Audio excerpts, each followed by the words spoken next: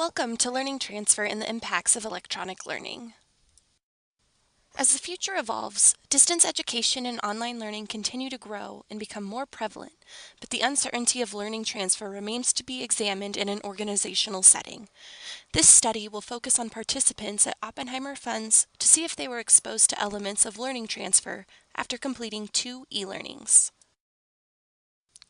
According to Murphy and Stewart, online courses have reached a high demand of close to 5.3 million university students in the U.S. enrolling in at least one online course. There are many studies from the scholars listed on the screen that focus on post-secondary education or university settings examining the learning transfer, but there is a lack of literature and studies in the organizational setting. One of the main goals for training should be successful learning transfer. Learning transfer can be defined as the ability of a learner to apply skills and knowledge learned in one situation or setting to another.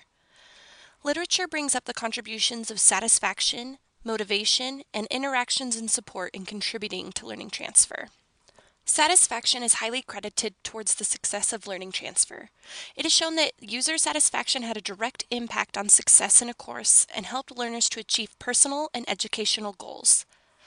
A relationship was discovered directly correlating motivation and higher learning transfer rates. Not only do interactions and support assist with motivation and satisfaction, it can help with the learning transfer. Learners who had high support, especially on the peer and management level, experienced a higher learning transfer. An additional study discovered that effective student-instructor and student-student interactions are critical to effective online learning. The literature led me to my research question. What learning transfer aspects are participants exposed to in Oppenheimer Fund's online learning programs? The participants for this study were 5 adult learners, who all held at least an associate's degree. Their tenure ranged from brand new to over 20 years. This also included management and entry-level associates. The data was collected during a 5 to 10 minute interview that was audio recorded while the researcher was taking notes. The shortest interview was 4 minutes long, while the longest was 8 minutes. A reserved conference room was scheduled to build rapport with the interviewee.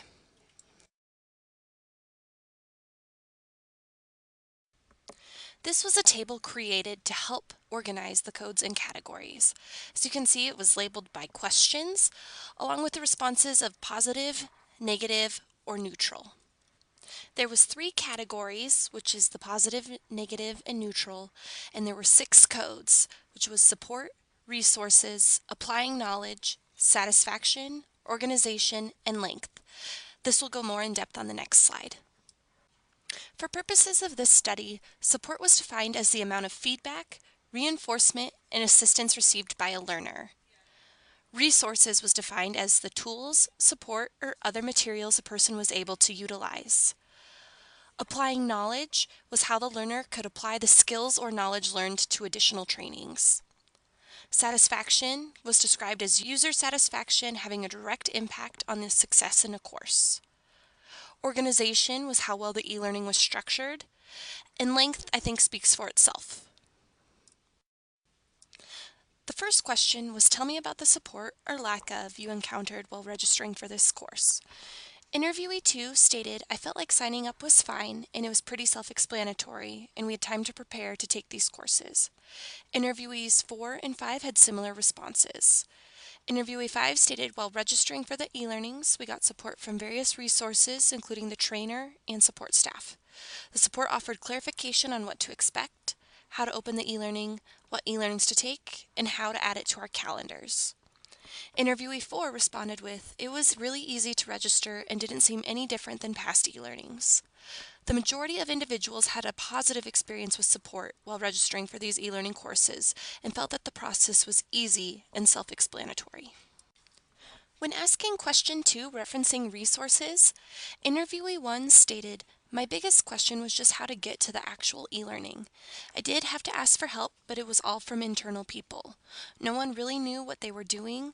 We were just doing what we were told and figured it out on our own. Interviewee 2 had similar thoughts and stated, it was hard to ask questions as the e-learnings were mostly just watching. Interviewees 3, 4, and 5 all stated that they did not have any questions surrounding the e-learnings. The results from this question were negative or neutral. 2 of the interviewees had a negative experience with finding the appropriate resources, while the other 3 were neutral because they did not have any questions during the actual e-learnings. Question 3 referred to applying knowledge. Interviewee 2 stated that it was nice to see the overview of what things would look like, and that the e-learnings helped to trigger my memory during the in-class trainings. Interviewee 5 stated that the e-learnings did help me gain knowledge on what will be expected and how we will research with the new company. It also provided an overview so we could be more prepared when in the classroom on how to navigate the web page. Interviewee 3 responded to the question with, "I think so. I understand that these were a prerequisite, so it was easy to see how the different registration codes, and it was nice to see things up front." Interviewee 2 emphasized that it was helpful, but I'm more of a hands-on learner, so I didn't get as much out of it as I felt I could. Interviewee 1 responded with, "No, not really. Not at least anything I retained." Question 4 added to the expansion of knowledge application. Only 2 interviewees could remember specifics of what they had learned. Interviewee 3 was able to recall registration codes, and Interviewee 5 was able to recall specifics on the history. The results from these questions were split. It was evident that 3 learners were able to recall some of the information and apply that knowledge from the e-learnings to additional trainings. In regards to question 5, satisfaction was analyzed. When the interviewees were asked, "Do you feel that the e-learnings will set you up for success?" responses were similar in nature. Interviewee 1 responded by saying, "No, definitely not. We were not set up for success." Interviewee 2 stated that, "No, it was a waste of time. I am a hands-on learner and learn best by repetition by doing." Interviewee 3 stated, "Maybe, it was a good intro but not necessarily successful. It did give me a good idea of what I would be doing though." The majority of the interviewees had a negative or neutral response when asked about the success. There were no positive responses or feedback. Question 6 was analyzing organization, as this is an element of successful learning transfer. Interviewee 2 stated, "I thought they were organized and well put together. It was beneficial, I wasn't lost, and it was like a natural progression through the material." Interviewee 3 thought that the organization wasn't good, but it wasn't bad. Interviewee 4 said, "I don't think they thought it through. It was just an overview and didn't have the depth. I wasn't real impressed." The responses were mostly positive or neutral in nature. Some thought the organization was good, 1 was not impressed, and 2 were neutral on the organization. The last question was about the length of the e-learning. The questions to this were mostly similar in nature. Interviewee 2 stated, "The length of the course was fine, but since it wasn't very interactive, I kind of glazed over. If it had been any longer, it could have been bad." Interviewee 3 thought that there was ample time. Along comparable lines, Interviewee 5 stated, "Yes, due to the simplicity of the e-learning, we had plenty of time."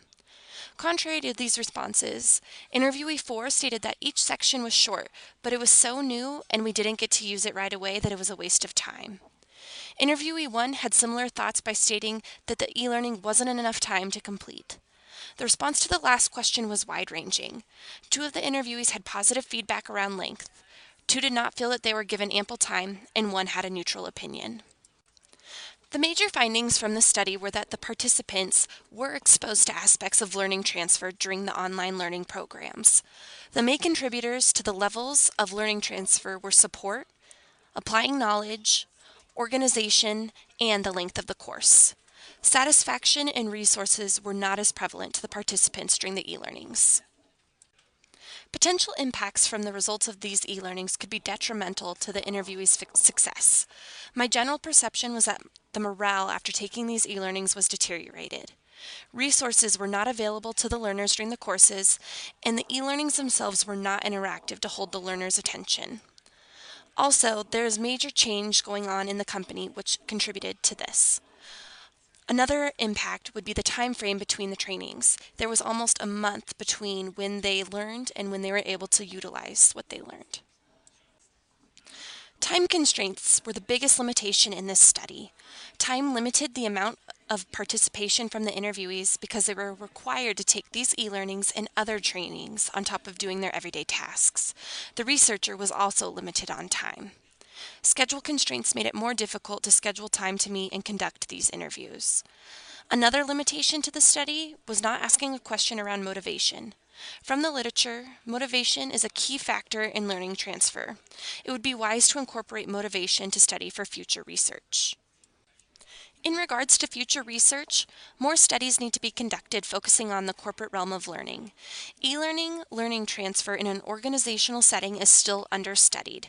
My recommendation for future studies is to find an organization under less turmoil and change. A larger population to study would be beneficial, and a different method for data collection would be helpful.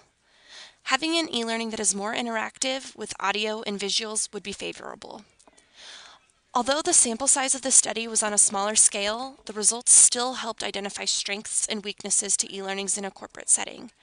It is important to note that learners were exposed to elements of learning transfer, but there was a gap between satisfaction and resources from the learners' experiences. Many studies have been conducted in a university or post-secondary education online setting, so it's important to continue analyzing learning transfer in an organizational setting.